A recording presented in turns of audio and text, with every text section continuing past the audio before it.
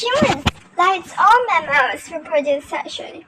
A new life begins when the nucleus of a male gamete fuses with a female one, forming a zygote. This is how every human being is formed. The female reproductive organs. It shows the reproductive organs of a woman. The female gametes, called eggs or egg cells, are made in the two ovaries.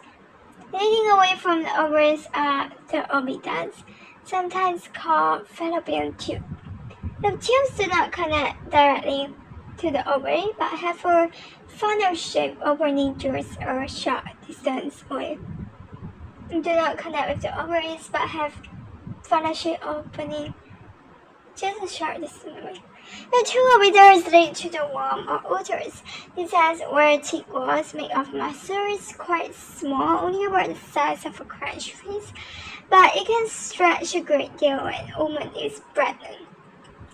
At the base of the uterus is a narrow opening, guided by muscles. This is the net of the uterus or cervix. This narrow opening connects to the vagina, which then leads to the outside of the body. At the base of the uterus is a narrow opening guarded by muscles. This is the net of the uterus or cervix.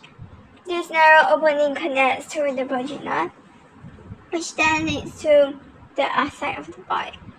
The opening from the bladder, called the urethra, is a tube that's in front of the vagina, while the rectum is just behind it. These two tubes open quite separately to the outside. The male reproductive organs. It shows the reproductive organs of a man.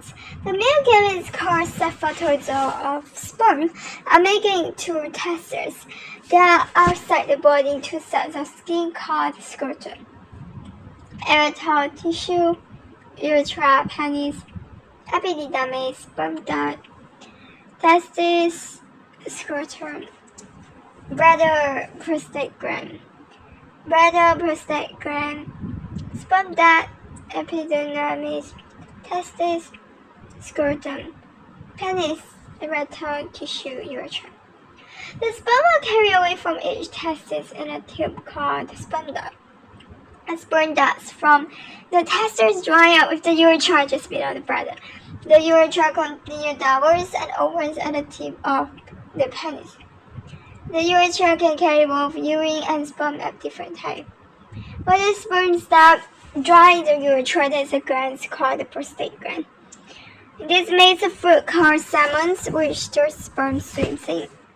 Human gametes. Eggs begin to be formed inside a girl's ovaries before she is born. At birth, she will already have thousands of partly developed eggs inside her ovaries. When she reaches puberty, some of these eggs begin to mature. Usually only one develops at a time. An egg is a single cell, shows the structure of an egg cell. When it is fully developed, it bursts out of the ovary and into the funnel at the end of the oviduct. This is called ovulation. In humans, it happens once a month throughout a human's reproductive life. It shows a section through a testis. It contains thousands of very narrow quiet tubes or tubules. These are where the sperms are made. Sperms are then stored in the epididymis. Sperms develop from cells in balls of tubules. Sperm are made continually from puberty onwards.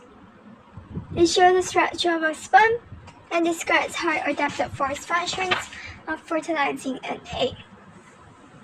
Tubules where sperms are made. Tubes in epididymis where sperms are stored. Sperm duct. Sperm production is very sensitive to heat. If they get too hot, the cells in the tubule will not develop into sperm. This is why the testes are positioned outside the body. When they are cooler, then they won't be inside. Eggs and sperms are had by itself. Each human's egg and each human sperm has a single set of 23 chromosomes in its nucleus.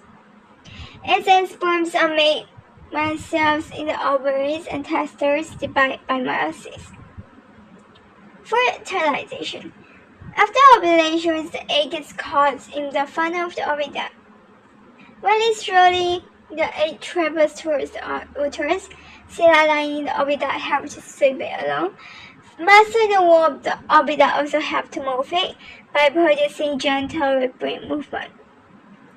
The egg is not fertilized by sperm within 8 to 24 hours after ovulation. It dies. By this time, it has only traveled a short way along the oviduct. This means that a sperm must reach an egg while it's quite near the top of oviduct if fertilization is to be successful. To bring the sperm as close as possible to the egg, the man's penis is placed inside the vagina of the woman. Sperm travel out of the penis into the vagina. This happens when muscles in the walls of the tube containing the sperm contracts rhythmically. The wave for contraction begins in the testes, travel along the sperm ducts and the penis. The sperm are squeezed along the tubes of the man's urethra and into the woman's vagina. The fluid containing the sperm is called semen. The liquid part of semen is produced by the prostate glands, and it contains sugars and other nutrients to provide the sperm with energy. The semen is deposited at the top of the vagina near the cervix. The sperm is still quite a long way from the egg. They swim using the irregular energy release in the mitochondria up through the cervix, through the uterus, and into the oviduct. Frenulum. Middle piece containing mitochondria to release energy for swimming. Hey. Acrosome. Vesicle containing enzyme to dissolve away through the jelly surrounding the egg cell. Nucleus containing mitochondria to release energy for swimming. This photograph of human sperm swimming through an oviduct was taken using a scanning electron microscope. Sperm alive in the top of vagina. Sperm swim through the uterus and into the oviduct. If there is an egg in the oviduct, it will be fertilized. Sperm can only swim at a rate of about 4 mm per minute, so it takes quite a while for them to get as far as the oviduct. Many will never get there at all, but about 1 million sperm are deposited in the vagina at once, so there's a good chance that some of them will reach the egg.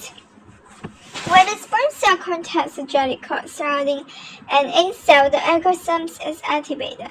It releases its digestive enzymes, and this enzyme digests the jelly coat. This allows the egg of the sperm to push through and get into the cytoplasm of the egg.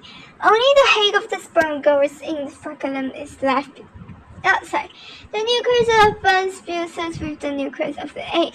This is fertilization. As soon as the successful sperm enters the egg membrane and jelly coat become impenetrable so that no other sperm can get in. The unsuccessful sperm will all die. Nucleus of sperm jelly coats around eggs. The head of one sperm penetrates the egg membrane pathway through jelly coat, produced by digestion of the jelly by enzyme from the acrosome. And then the egg membrane and jelly coat change and become impenetrable, so no more sperm can get through. The nucleus of the successful sperm fuses with the egg nucleus.